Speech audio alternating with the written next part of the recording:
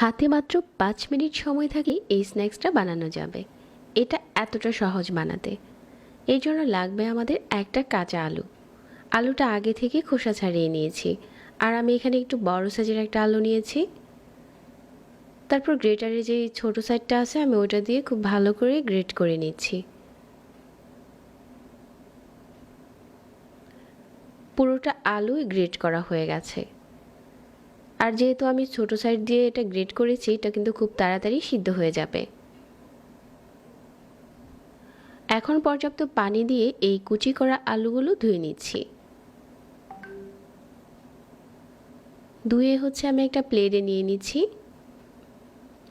এখন সাথে দিয়ে দিচ্ছি কাঁচামরিচ কুচি,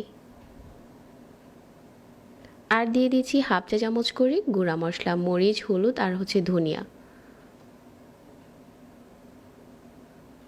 চালের গুঁড়া দিয়ে দিচ্ছি 1/4 কাপ।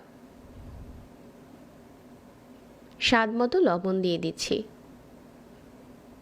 তো এখন এগুলোর সাথে খুব ভালো করে মাখিয়ে নিচ্ছি। শুধু চালের গুঁড়া দিয়ে এটা আটার কাজ করবে না, এখানে অল্প একটু ময়দা অ্যাড করতে হবে।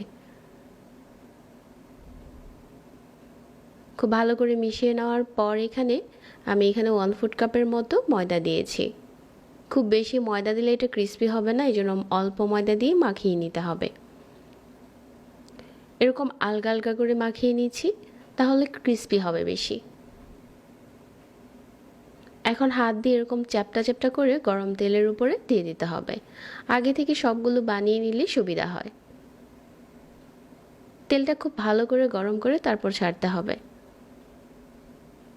আর সবগুলো দিয়ে দেওয়ার পর চুলার আঁচ কমিয়ে অপেক্ষা করতে হবে, যাতে এটা খুব ভালো করে ভাজা হয়, কারণ আমি এখানে কাঁচা আলু নিয়েছিলাম।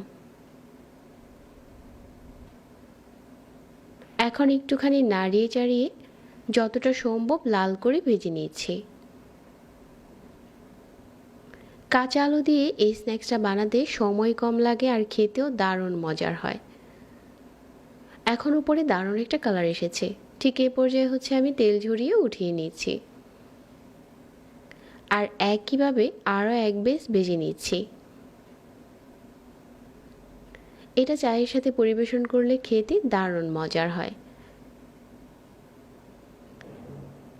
হাতের কাছে ওরকম কিছু না থাকলেও এরকম একটা স্ন্যাক্স বানানো সম্ভব। আজকে একদম এরকম সিম্পল একটা স্ন্যাক্স রেসিপি শেয়ার করেছি। আশা করছি সবার ভালো লেগেছে। প্রতিনিয়ত নতুন রেসিপি পেতে পেজ ফলো করতে ভুলবেন না। আর এখন চলুন একটা স্ন্যাক্স ভেঙে শেয়ার করি, যেটা কতটা ক্রিস্পি হয়েছে। সবাইকে ধন্যবাদ জানিয়ে আজকে এখানেই বিদায় নিচ্ছি। আল্লাহ হাফেজ।